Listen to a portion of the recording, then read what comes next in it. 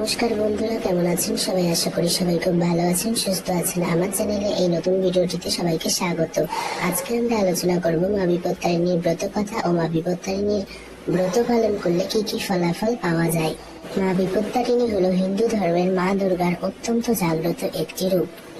আমাদের বাড়ির মা বিপত্তারিণীকে অনেকেই ভাবে হয়তো যে এটি হয়তো কালী ঠাকুর, কিন্তু না, এটি কালী ঠাকুর নয়, এটি হলো মা বিপত্তারিণী।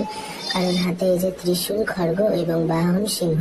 এবং মা বিপত্তারিণীর দুটি রূপের বর্ণনা পাওয়া যায়। একটি হলো এই যে আমাদের বাড়ির মা কৃষ্ণবর্ণা সিংহ বাহিনী খড়গ ত্রিশূল ধারণ করে আছেন, এবং আরেকটি রূপের বর্ণনা পাওয়া যায় যেটি এরকমই দেখতে হয়। সিংহ বাহিনী, গায়ের রং হয় হলুদ এবং চারটি হাতেই অস্ত্র দেখা যায়, চক্র, শঙ্খ, পদ্ম, ত্রিশূল। আজকের দিনে মা বিপত্তারিণীর পুজোর দিনে এই ব্রতকথা শ্রবণ করলে মা বিপত্তারিণীর আশীর্বাদ লাভ করা যায়। আমি বিপত্তারিণী পুজোর ব্রতকথা শুরু করছি, তোমরা সবাই মন দিয়ে শ্রবণ করো। একদিন মহামুনি নারদ পৃথিবী ভ্রমণ করতে করতে করতোয়া নদী তীরে উপস্থিত হলেন এবং সেখানে পৌঁছে তিনি দেখলেন এবং সেখানে 10-12 জন স্ত্রীলোক মিলে শ্রী শ্রী দুর্গার পূজা করছে এবং কেউ কেউ বা দেবী দুর্গার অষ্টতর শতনাম পাঠ করছেন। স্ত্রীলোকেরা মহামুনি নারদকে দেখে জিজ্ঞাসা করলেন যে মা দুর্গার বিপত্তারিণী নাম কেন হয়েছিল, তা বিশদভাবে আমাদের নিকট বলুন। তখন মহামুনি নারদ বললেন, মা দুর্গার বিপত্তারিণী নাম কেন হলো আজ তোমাদের তাহার নিকট বলিব। সৃষ্টির পাতকালে যখন দেবগণ এবং অসুরগণ সমুদ্র মন্থন করেছিল, তখন সেখান থেকে কালকূট বিষ নির্গত হয়েছিল। সেই সময় সমগ্র জগৎকে রক্ষা করতে দেবাদিদেব মহাদেব শ্রী শ্রী দুর্গার নাম স্মরণ করে সেই হলাহল বিষ পান করেছিলেন।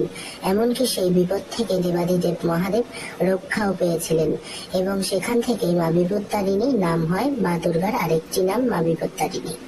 এমনকি আরেকটা কথাও প্রচলিত আছে যে শ্রীকৃষ্ণ যখন ছোট ছিল, মা যশোদা তখন শ্রীকৃষ্ণকে লাল সুতোয় 13টা গাঁট দিয়ে 13টি দুর্বা বেঁধে শ্রীকৃষ্ণের হাতে বেঁধে দিত এবং দুর্গা দুর্গা স্মরণ করত।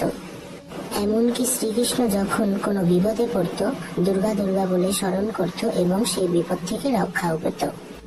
এমনকি শ্রীকৃষ্ণ যখন কালিয়ানাগকে দমন করতে গিয়েছিল, শ্রীকৃষ্ণ কালিয়ানাগকে দমন করার আগে দুর্গা দুর্গা স্মরণ করেছিল। এমনকি শ্রীকৃষ্ণ সেই বিপদ থেকেও রক্ষা পেয়েছিল। এর থেকেও মা দুর্গার আরেকটি নাম পাওয়া যায়, মা বিপত্তারিণী। ব্রতের ফলাফল: সংসারের সমস্ত বিপদ থেকে রক্ষা পাওয়া যায়। এমনকি এই ব্রত যে করে তার উপর মা বিপত্তারিণীর কৃপা সারা জীবন বজিয়ে থাকে। এমনকি মা বিপত্তারিণীকে যে খারাপ কথা ও বাজে কথা বলে তাদের কিন্তু কোনো দিনও ভালো হয় না। এমনকি মা বিপত্তারিণী সবাইকে সব বিপদ থেকে রক্ষা করেন। শুরু করছি, তোমরা সবাই মন দিয়ে শ্রবণ করো।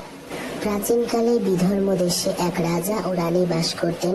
রানী মা বিপত্তারিণীর পরম ভক্ত ছিলেন। মা বিপত্তারিণীর সব ব্রতই পালন করতেন। রানী ছিল খুবই ভক্তিমতী ও স্বামী ভক্তি পরায়ণা। রানীর একটি বন্ধু ছিল মুচি বউ। রানী তাকে মাঝে মধ্যেই খাবার, ফলমূল ও অন্যান্য জিনিস উপহার দিতেন। তার বিনিময়ে রানী কিছুই নিতেন না তার কাছ থেকে। গরিব মুচি বউ তার সাধ্যই বাকি রানীকে কিছু উপহার দেয়, তবুও তার খুবই সাধ হতো রানীকে কিছু উপহার দেওয়ার। কিন্তু রানী তাকে বলতো যে রানীর কিছু প্রয়োজন হলে সে নিজেই তার কাছ থেকে চেয়ে নেবে। এদিকে মুচি বউয়ের খুবই ইচ্ছে হলো কোনোদিন রানীকে কিছু একটা উপহার দেওয়ার, কিন্তু রানী যে এদিকে কিছুই চান না। একদিন রানীর খুব ইচ্ছে হলো মুচি বউয়ের কাছ থেকে কিছু উপহার চেয়ে নেওয়ার। তিনি মুচি বউকে ডেকে পাঠালেন আর তাকে জিজ্ঞাসা করলেন যে সই, তোমরা তো গোমাংস খাও, একদিন নিয়ে এসো তো, দেখবো কেমন হয়। এবং পরের দিন মুচি বউ পরম যত্নে গোমাংস রান্না করে রাজদরবারে নিয়ে এলেন কাপড় চাপা দিয়ে এবং রানীকে উপহার দিলেন। কিন্তু রানী তো শুধুমাত্র একবার দেখতেই চেয়েছিল যে গোমাংস রান্না করলে কেমন হয়। রানী একবার কাপড় উঠিয়ে গোমাংস দেখে কাপড় চাপা দিয়ে আবার রেখে দেয় ঘরের এক কোণে। রাজদরবারের একটি চাকর মুচিবউকে গোমাংস আনতে দেখে ফেলে এবং রানী ও মুচিবউয়ের সম্পূর্ণ কথা শুনে রাজাকে গিয়ে জানায় এবং রাজা সঙ্গে সঙ্গে রানীর ঘরে উপস্থিত হন এবং রানীকে জিজ্ঞাসা করেন যে রানী, তোমাকে মুচিবউ আজ কি উপহার দিয়েছে। এমনকি রাজা এই কথাও স্পষ্টভাবে জানালেন যে যদি কোনো আপত্তিজনক কিছু দিয়ে থাকে তাহলে এক্ষুনি আমাকে বলো, আমি তোমার শিরচ্ছেদ করব। রানী ভয়ে বিপদে পড়ে কাঁদতে কাঁদতে এক মনে মা বিপত্তারিণীকে ডাকতে লাগলেন। ভক্তের আকুল কান্নায় মা বিপত্তারিণী আর স্থির থাকতে পারলেন না। রানীর কানে কানে মা বিপত্তারিণী বললেন যে কাপড় সরিয়ে দেখ, সব গোমাংস ফুলে পরিণত হয়ে গেছে।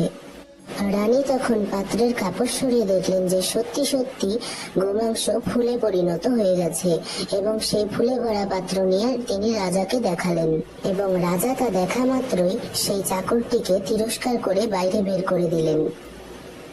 মা বিপত্তারিণীর কৃপায় রানীর সমস্ত বিপদ কেটে গেল এবং রানী বিপদের হাত থেকে রক্ষা পেল। তারপর থেকে রানী সারাটা জীবন মা বিপত্তারিণীর ব্রত নিষ্ঠাভাবে পালন করেছিল আর এইভাবে এই ব্রতের কথা চারিদিকে ছড়িয়ে পড়ল।